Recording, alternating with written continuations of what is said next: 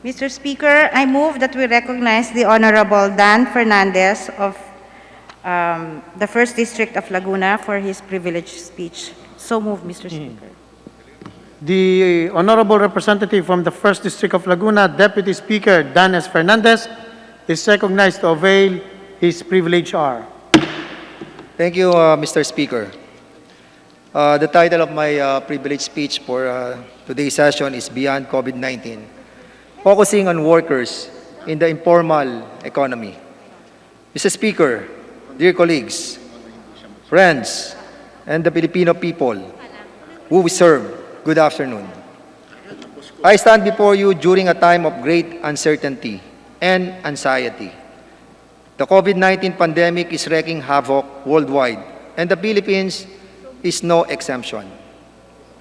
As of May 4, there have been 3,580,330 cases, with 248,452 deaths worldwide.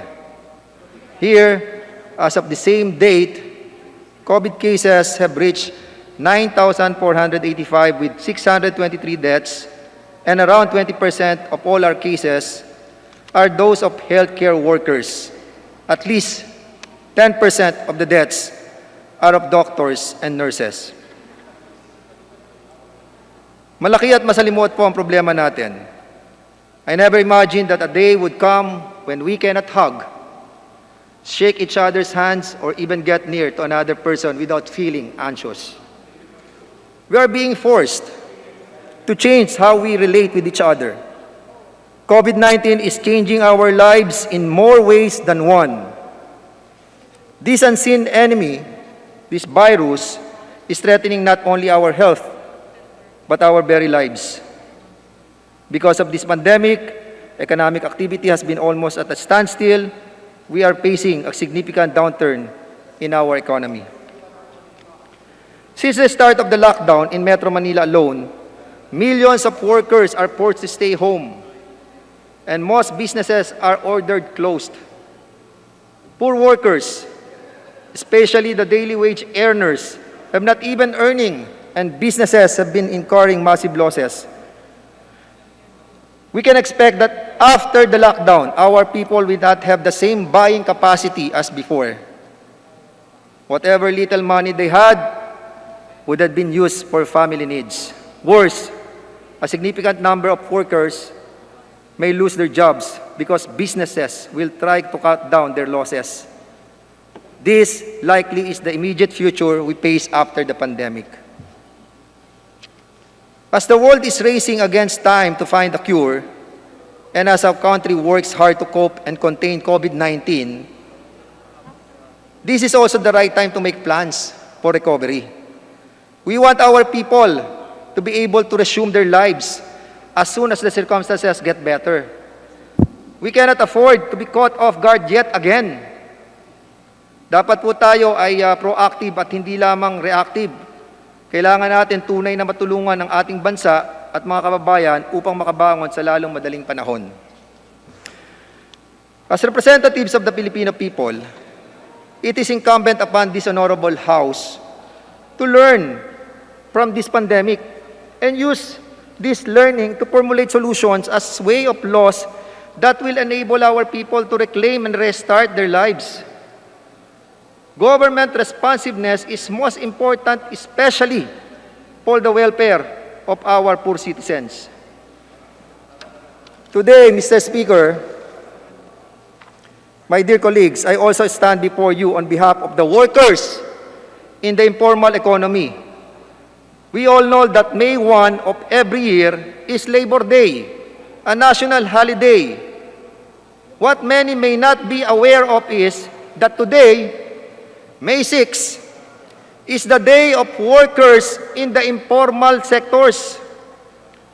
This is based on former President Fidel B. Ramos' Proclamation number 1215, series of 1998. Ito po yung proklamasyon ng ating pong dating Pangulo na declaring May 1 to 7 every year as linggo ng paggawa. May 1, all workers. May 2, overseas Filipino workers. May 4, workers in agriculture and industry. May 5, workers in the service sector. May 6, entrepreneurs, self-employed, and other informal sector workers.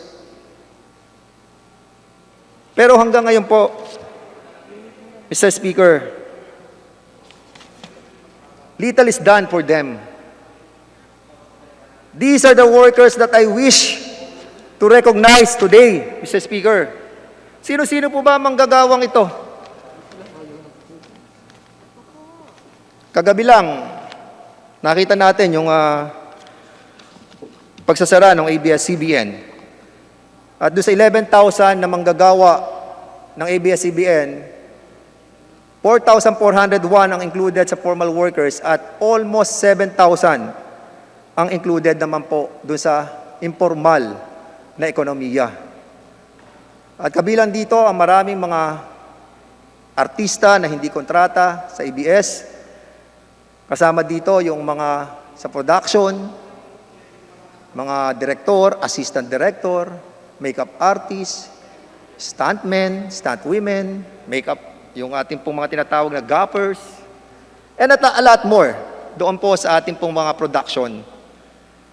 At hindi lamang po yung mga informal sa aking industriya na kinabibilangan dati, ang nabibilang sa informal workers. Kasama din po natin ang mga drivers. Sa pedicab, sa taxi, sa bus, sa jeepneys. Sa market, yung mga street ambulant vendors, pati na yung mga nagtitinda sa market. Kasama po natin to, pati na mismo yung mga magtataho.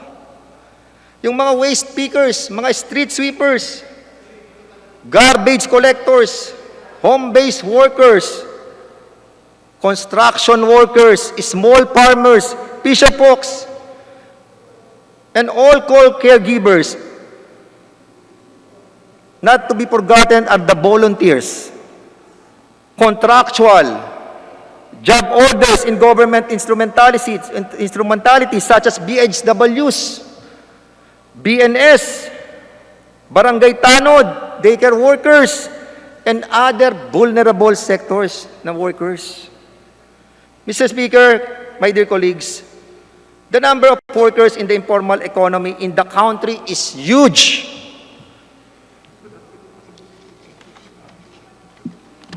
The April 2018 data indicates that there are around 25.7 million workers. I repeat, 25.7 million workers make up the workers in the informal economy. They comprise almost 63% of all the economically active Filipinos. The women workers in the informal economy are 56.4% of all economically active women.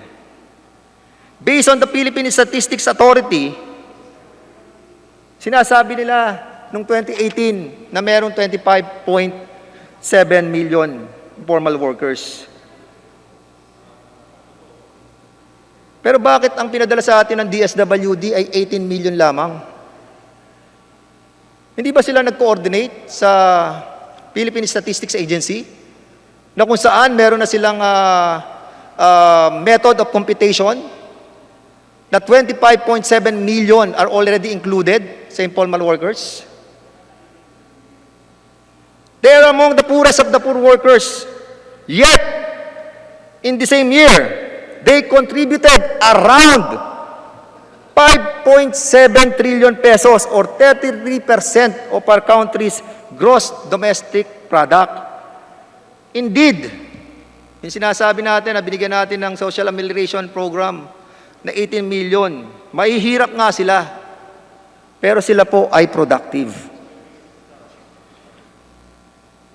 Sadly, Mr. Speaker, these workers are not protected by our labor laws. They are without benefits and social protection enjoyed by those formally employed. There are no labor standards that protect their rights, health, safety, and well-being while working. Our labor laws favor workers in formal employment setting and mostly ignore those in the informal economy. There is little government attention in terms of addressing their needs, honing their skills, and supporting their enterprises and livelihood activities. We in Congress need to correct this injustice. This representation has been repeatedly filing Magna Carta of workers in the informal economy, or what we call MACWI. Natatandaan ko, 14 Congress, 15 Congress, 16 Congress, pinail na po natin to. Umabot sa second reading, hindi nakaabot sa plenary. Ang sabi, hindi tayo pwede mag-create ng another department dahil another bureaucratic structure will be created. So, hindi daw. So, we made it from department to an agency. When COVID-19 broke and enhanced community quarantine started, our poor citizens were hit the worst. The threats they faced and continue to face are twofold: COVID-19 and the hunger because of loss of livelihood. Many of them are workers in the informal economy. We saw them in news reports arguing with those implementing the ECQ in droves because, as they said, kung hindi sila makakapagtrabaho, hindi nila mapakapakain ng kanilang pamilya, mamamatay din lamang sila. The scene was repeated many times, and the government needed to act fast because people were getting hungry. We, in Congress, we did our share by immediately passing the Bayanihan to Heal as One Act.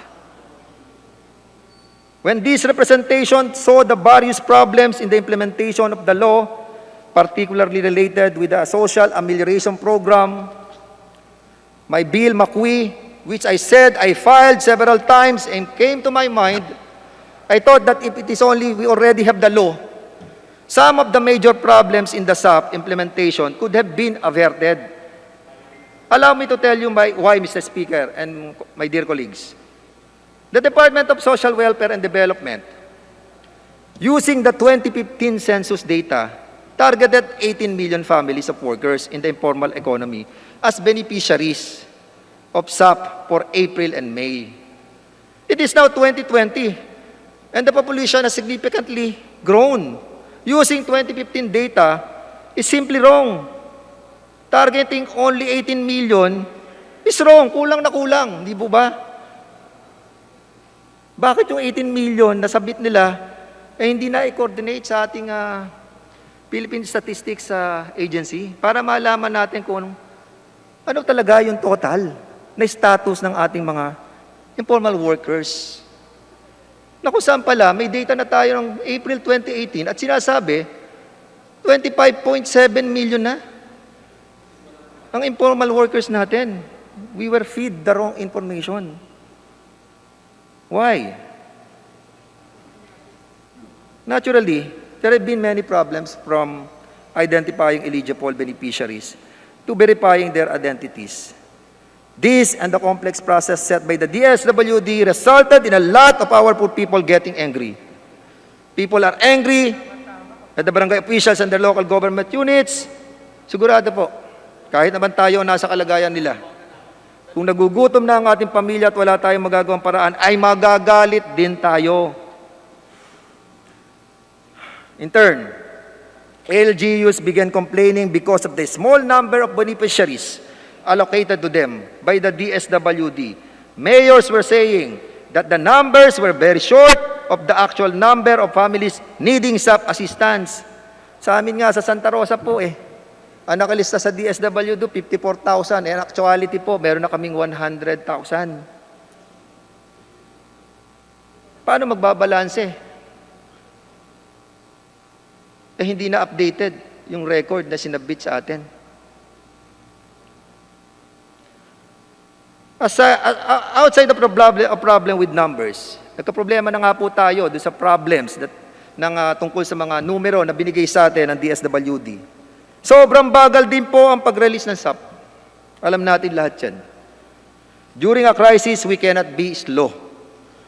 Time is of the essence. The long and complicated process required by the DSWD in the identification, validation, and revalidation of beneficiaries is counterproductive. I have to say that the House leadership's specific recommendation to the DSWD for a more expeditious SAP process were sadly ignored. Natatandaan ko nung napanood ko yung FB Live ni Speaker Alan Cayetano, na kung saan nagbigay tayo ng recommendation na isimplify natin, specifically sa mga validation, di ba? 4 na validation ang ginawa nila. Validation sa barangay, representative ng DSWD, tapos validation sa LGU, tapos dadalhin sa central. Kung makikita mo yung listahan nila, talagang napakahaba ng proseso. And isa lamang siguro doon sa mga rekomendasyon ng ating leadership ang tinanggap ng DSWD. I think yung house-to-house lang ng pag-deliver ng ating pong SAP form. Ang problem, ngayon, na mangongolekta na ng pera yung ating mga taong bayan, pinatawag na mga sa mga barangay. Naalala ko,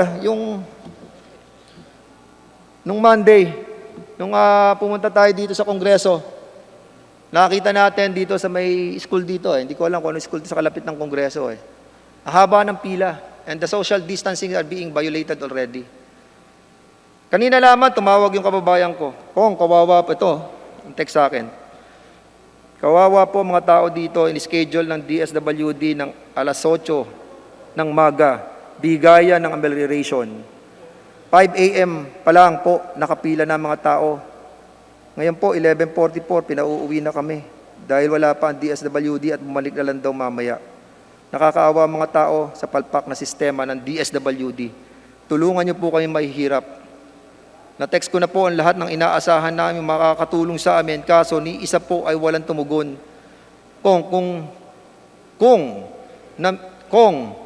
Nung namigay po ng forms ang DSWD, nagbahay-bahay sila. Bakit ngayong bigayan ay kailangang magkumpulan ng mga tao sa barangay? Gayong alam nating delikado ang COVID. Di po kaya pwedeng magtungo ang DSWD sa bawat purok? Konting awa po sa mahihirap at nagugutom na mamamayan. Nakakalungkot na maraming ganitong mga problema na kinakaharap. And this is the power of Congress, the oversight power of the Congress to look into the implementation of the laws that we have passed. And that's, this time, katulad na sinabi ng ating leadership sa pangunguna ni Speaker Alan Cayetano, this is a different time. This is a dangerous time. And that's the reason why the power of oversight is being seen and being implemented right now. Dahil nga po, iba ang panahon na ating pong nararanasan sa pagkakataong ito. Ang katotohanan, iisa ang kalaban, COVID-19. Hindi po tayo naglalaban-laban dito. Tayo po ay dapat na nagkakasama upang gupuin ang iisang kaaway, ang COVID-19. Ang Kongreso ay hindi po kaaway. Kasama po tayo sa pagsugpo ng problema. What this representation now is the targeted 18 million families as beneficiaries for April and May. Only 13 million have actually received SAP as for the last information that I received. Personal po natin nakita kung gaano kahaba ang pila ng mga tumatanggap ng SAP. Napakahirap pong ipatupad talaga ng physical distancing sa ganitong kalagayan. Not only are people are angry and hungry because of the very long wait, many qualified families are also excluded from SAP. If MACWI is already a law, these problems would not be as big as they are. First, data would not have been a significant problem. Despite the absence of a census this year, MACWI has strong provisions on database of workers in the informal economy, from the LGU to the national level. To qualify as beneficiaries of programs under the law, the workers, their livelihood activities, no matter how small as well as their organization would need to register with their LGUs. This means that government, from the LGUs to national agencies, will have the needed data about them. Hindi po natin sana naging problema ang bilang ng dapat na tumanggap ng ayuda. Ang kanilang lokasyon, pati na rin po ang level ng tulong na maaaring tanggapin.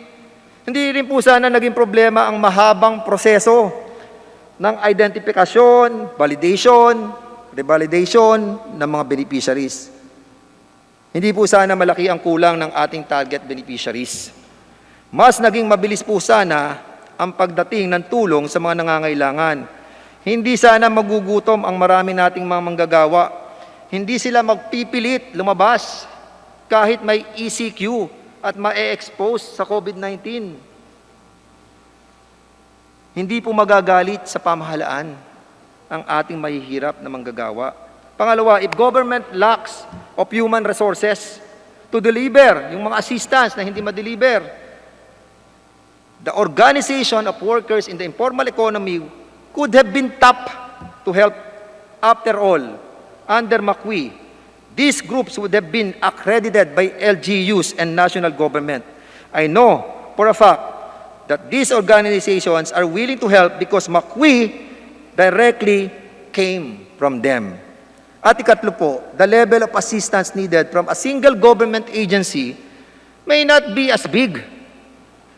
This is because if McQueen is already a law, workers in the informal economy would have social protection, like membership with the social security system under customized programs.